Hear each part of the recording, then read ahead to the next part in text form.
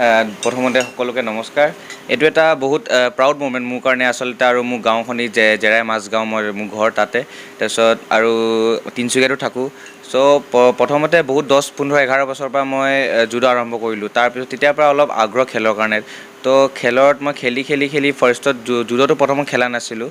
তো প্ৰথম ফুটবলৰ পৰা আৰম্ভ কৰিলোঁ। ফুটবলৰ পৰা আৰম্ভ কৰি জুডোলৈ আহিলোঁ। তাৰপিছত তাতে ফাৰ্ষ্ট গেম হাৰিছোঁ মই তাতে। তাৰপিছৰ পৰা অলপ মানে আৰু মটিভ হ'লোঁ কি খেলিব পাৰিম আৰু আগুৱাই যাব পাৰিম। তো সেইকাৰণে তেতিয়াৰ পৰা আৰম্ভ কৰি ষ্টেটত মেডেল মাৰিছোঁ, গ'ল্ড মেডেল আছে নেশ্যনেলত, তাৰপিছত নেশ্যনেলতো আছে মেডেল। তাৰপিছত এতিয়া ফাৰ্ষ্ট মোৰ 2019ত মই ইণ্টাৰনেশ্যনেল মেডেল ফাৰ্ষ্ট মোৰ গাঁও আৰু গোটেই ইণ্ডিয়াক মই ৰিপ্ৰেজেণ্ট কৰিছোঁ। চ' তাত মোৰ কেডেট কেটেগৰীত মই ৰিপ্ৰেজেণ্ট কৰিছিলোঁ, আৰু তেতিয়া 81 কিলো কেটেগৰীতে।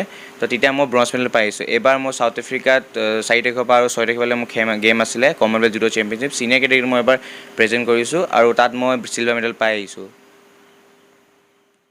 হয়, প্ৰথম কথা হ'ল মটক যুৱ ছাত্ৰ সন্মিলন আৰু মটক স্পৰ্টছ ক্লাবে গাঁৱৰ বিভিন্ন অঞ্চলত আমি প্ৰশিক্ষণৰ ব্যৱস্থা কৰি যি ক্ৰীড়াৰ বীজ বিচাৰি ফুৰিছিলোঁ, সেই মুহূৰ্তত এই পল্লৱৰ মাক দেউতাকে আমাক বীজ নালাগে এজোপা গছ তৈয়াৰ কৰি দিলে।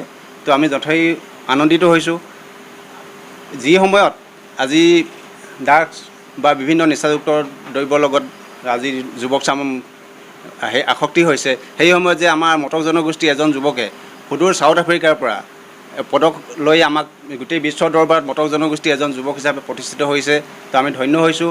আৰু অনাগত দিনত আমিও এই যিজোপা গছ পাইছোঁ, এই গছজোপা আমাৰ প্ৰতিপালন কৰা আমাৰ কৰ্তব্য। আৰু এই মটক যুৱ ছাত্ৰ সন্মিলন আৰু মটক স্পৰ্টছ ক্লাবে সদায় এই কৰ্তব্যক আমি দায়িত্ব হিচাপে পালন কৰি আহিছোঁ।